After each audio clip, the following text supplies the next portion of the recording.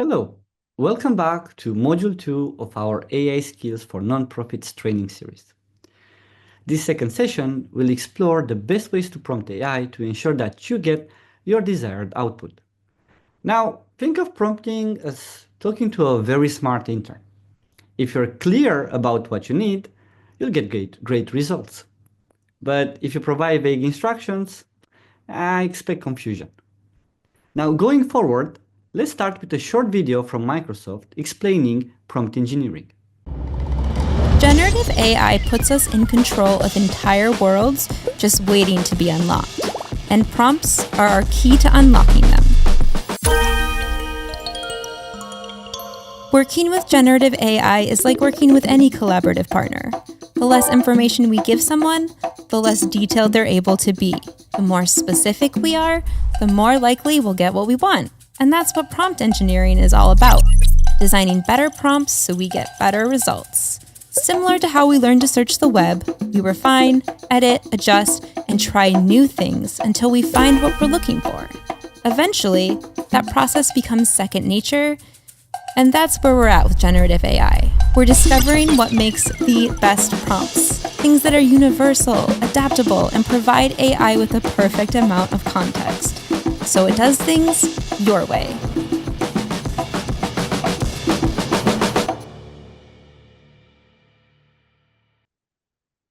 Now, let's have a look at what a prompt is. We can define it as a set of instructions that practically tells the AI what to generate, what you expect from it. Prompts are also referred to, usually, as the input that you provide the AI to receive the desired output.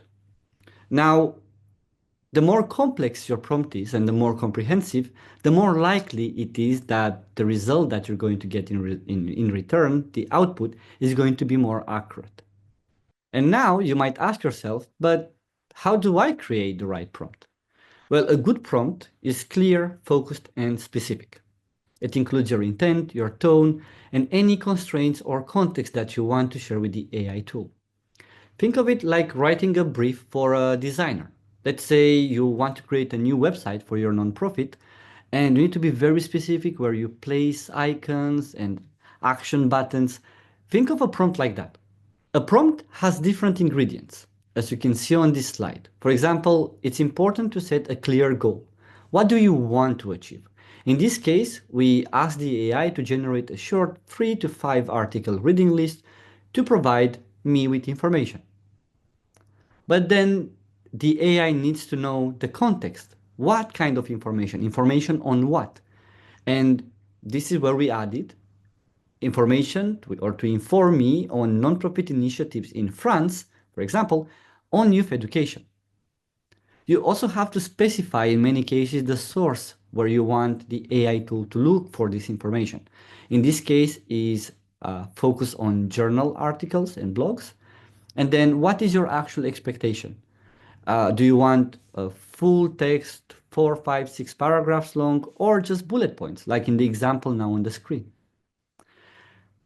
It is important to be specific and clear, to state exactly what you want, to avoid vague language, to include relevant context, and to mention, finally, your desired output format. An effective prompt includes these 4 things that you see now on the screen: the goal, the context, the source, and the explanation. And this is very important for the AI tool to be able to generate the right response for you. There are many different ways in which you can draft your prompt. It can be a zero-shot prompt where you ask a single question and the AI model gets back to you with an answer. It can be a role-playing prompt, which we're going to explore a bit later on, where you assign the AI with a specific, let's say, role or profession, and then they're going to provide you with an output from the perspective of that specific role. Or you have the instruction-based prompts, where you provide a clear directive to the AI guiding it to perform specific tasks or produce a specific desired output. Now, all these prompts, they might vary in length and format, but all of them have this core idea of being specific, setting expectations, providing context, and guiding AI into where to look for this information, into the sources that you want to consult. And this is paramount. But let's do a quick breakdown of all these prompt ingredients. We've already mentioned that it is important to give AI a clear role, a profession. By assigning it a role, it helps AI respond like a professional. If you ask it to act as a fundraising expert or a grant writer, you will immediately notice a shift in the quality of the output. It is very important that you also set the tone and the style, meaning that you have to specify who your audience is, on what platform or what is the purpose of the information that you're trying to gather, or the platform that you're going to share it on, and how long it should be. Don't leave anything to chance. It is important to indicate how you want the response to be structured in terms of maybe having a more formal tone and style, a more concise, detailed. This is very important because by mentioning this, then the AI can adapt to the audience's level of understanding and your own needs. Just as mentioned before, it is very important to be as specific as you can when drafting your prompt. You need to be clear, precise in the instructions that you're going to provide the AI. This way, you're going to prevent receiving vague or irrelevant outputs. The more specific you are, the more relevant and actionable the response is going to be in return. For example, if you look quickly at the example that we have now on the slide, we see that in bold we have this short sentence that actually provides additional specificity to this prompt. It says that this appeal is intended for a general audience via our social media channels. The AI will then know how to adapt its language and produce you the desired output. Again, adding the right contextual information is key to make sure that you get the desired output from the AI. This can include details such as preferences to different research papers or news articles, uh, the audience type, the platform that you're going to share this on. The more background you give, the better the output is going to be. For example, a link to a past report or to your website where you share about your nonprofit's mission is going to help the AI understand your work and tailor the response to you and your needs. Let's have another look at the example now on the screen. You'll see that in that example in bold, we have these two words, general audience, where we actually tell AI that it doesn't have to, produce something that is too jargon rich or let's say sector specific, that it needs to be open and accessible to everyone.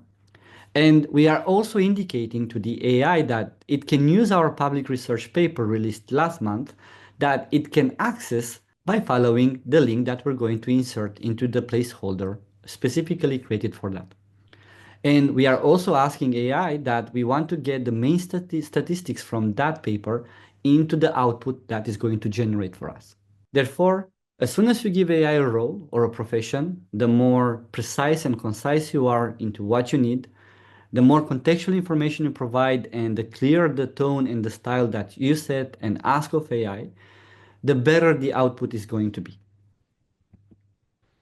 As mentioned a few slides ago, we were looking at different kinds of prompt, and in this section called Prompt Spotlight, because unknowingly we all use these prompts enormously, we are going to have a look at role-playing prompting and instruction-based prompts. When it comes to role-playing prompts, this involves assigning the AI with a specific role or a persona, a profession. We do this to generate responses that align with a particular expertise or a specific perspective. This technique is useful for tailoring outputs to specific contexts and audiences. Let's have a look at the example on the screen. We can say, look, you are an experienced cybersecurity analyst. Explain the risks of weak encryption to a non-technical audience. And then the AI is going to do just that. The expected output in this case is going to be weak encryption is like using a flimsy lock on your door. It makes it easier to unauthorized individuals to access your personal information, leading to potential data breaches and identity theft. That's quite straightforward. It makes a direct reference to something that we all know, the door to our houses, the locks on our doors, and then people can relate to it much easier. On the other hand, for the instruction-based prompts, these ones, they are more about providing clear directives to the AI by guiding it to perform specific tasks or to produce desired outputs. In this context, clarity and specificity are very, very crucial. For example, we can have the following prompt. Summarize the following report in 3 bullet points suitable for an executive. And then you can insert the link to the report and you're going to get a very structured and straight to the point, without any fluff or hyperbolic language, output that you can then copy paste into a very short brief that you need to do to your manager or the director of your organization. Now, let's take a short moment to do an exercise. You can pause this video. This exercise is really about you identifying, in your opinion, which one is the good prompt. You see that on the left-hand side, you have some prompts, and on the right-hand side as well. Now, please pause the video now and go ahead to respond which ones do you think are the good or the bad prompts. Okay, now let's see the answers.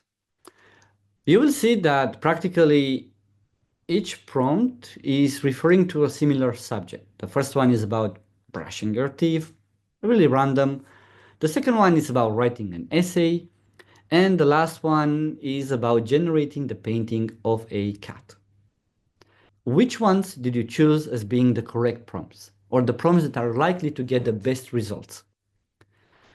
Actually, all the prompts on the left-hand side, left column, for example, make a list of reasons why brushing your teeth is a good idea, write a persuasive essay arguing for the importance of renewable energy, or generate a painting of a cat in a Van Gogh style, are the more, let's say, stronger prompts in comparison to their counterparts on the right-hand side that are a bit, let's say, not as rich in information and context, and the AI might produce vague and, yeah, loose outputs in the end.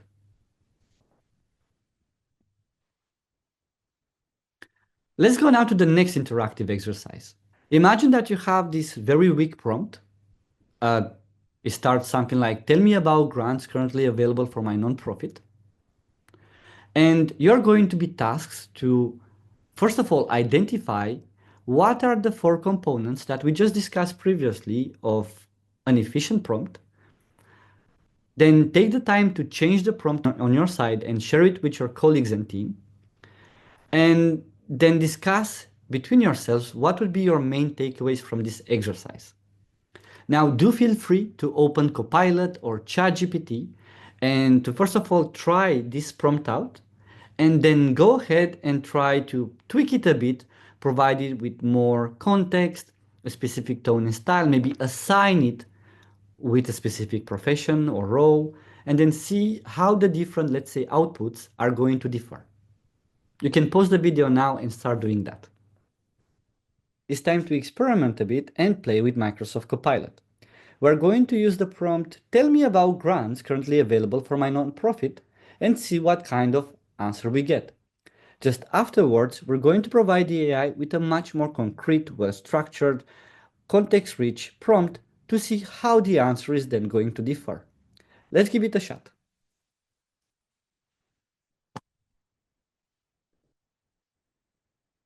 Copilot did receive our request and it got back to us with a list formatted in bullet points in terms of what grants can possibly interest us for our nonprofit.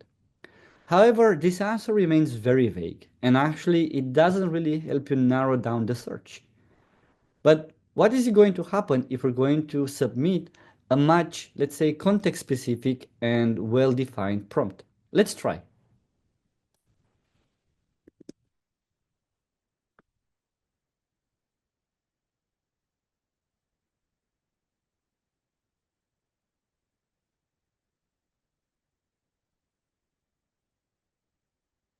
Well, you see, here we already get a list that is much more narrow, much more sector specific, which is already going to help us save time.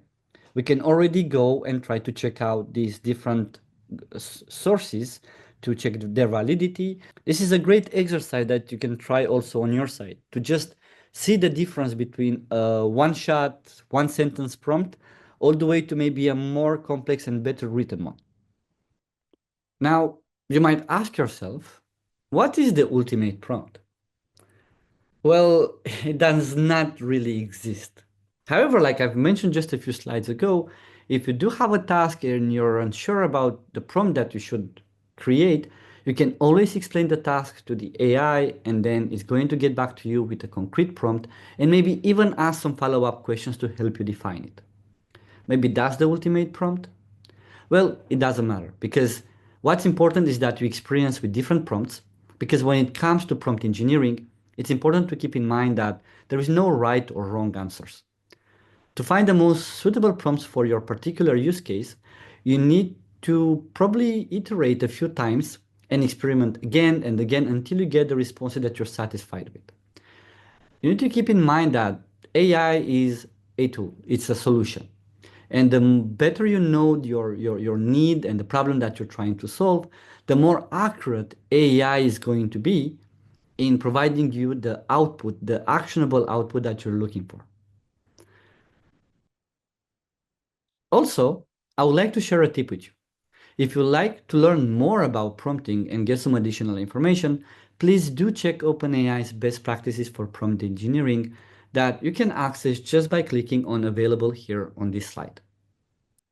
It is very important to keep in mind that AI-generated responses might sometimes contain incorrect, outdated, or misleading information.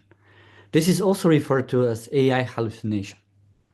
You have to keep an eye out for maybe overconfident but vague claims, fake references, and maybe a lack of factual information. And to ensure accuracy, you can always cross-check this information with trusted sources like official reports, academic papers, or industry websites. If AI provides you with any kind of statistics or numbers, please always double check and ask what is the source for these numbers. Please make sure that you check any links or citations that the AI might provide you in your output, and do ask for multiple perspectives to make sure that your output is rich and actionable. Now, talking about hallucinations, AI hallucinations occur when an AI system generates false, misleading, or nonsensical information that appears credible at first, but is not based on any real data. These errors happens from time to time because AI models predict text based on patterns rather than verifying facts, sometimes producing fabricated sources, events, or details, which is why it's so important that you double check the output that you get from the AI tool. We need to be very careful when it comes to bias and harmful responses. AI learns from human data, which may contain biases based on gender, race, geography, or ideology. Please do look out for any kind of stereotypes or unfair assumptions, one-sided perspectives that ignore multiple viewpoints, or exclusionary language or lack of cultural awareness. To avoid this, you can rephrase your prompts to request neutral or fact-based responses, to fact-check outputs and seek multiple sources to ensure fairness, and finally, to report and refine biased responses whenever you get the chance. Again, the bottom line here is that AI reflects the data that is trained on, and that data might include this human bias. And on your side, your assignment is to be alert for any kind of stereotypes, exclusion, or unfair assumptions.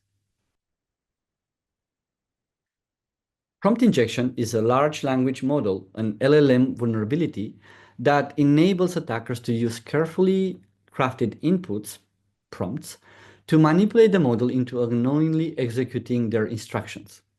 We did speak about LLMs just in the session before, and it's important to keep in mind that prompt injection can actually jailbreak the model to ignore its original safeguards, and this can lead to the manipulation of this AI tool and to data leaks. Now, the fun part starts. To practice your prompting skills, I would like to introduce you to Gandalf. Gandalf is a product from this company based here in Switzerland called Lakera, which actually allows you to interact with an AI model and to try to jailbreak it by doing prompt injections to retrieve a password. It's so addictive, it's so fun. We all here at the Institute played with it and we got to the last level. And I do encourage you to either click on the link in the source or just scan the QR code and start playing. And hey, as we're getting closer to the end of this session, I would like to share with you some additional resources, such as this prompt engineering hands-on lab from Microsoft that you can explore by yourself. You can also take the Generative AI for Beginners course, also from Microsoft, where Chapter 4 is all about prompt engineering. Do check out Microsoft AI Learning Hub and the AI Skills Navigator. The amount of knowledge and resources that you can use there, it's incredible. Also, if you have some extra time to spare, I would like to invite you to check OWASP's Top 10 for Large Language Models Applications Risks, which can provide you with a breakdown of all the main risks, cybersecurity threats that AI models are actually prone to. Prompt injection is going to be there as it's one of the most important ones, but you'll see there are so many others, and it's good to be aware of this. And if you'd like to get some additional inspiration for your prompts, do go to prompts.chat where you'll see that you have different prompts already written for you that you can either adopt and then finally use and adapt into your context or just get some general inspiration. I would like to thank you once more for your attention and I look forward to seeing you for session number 3. Thank you.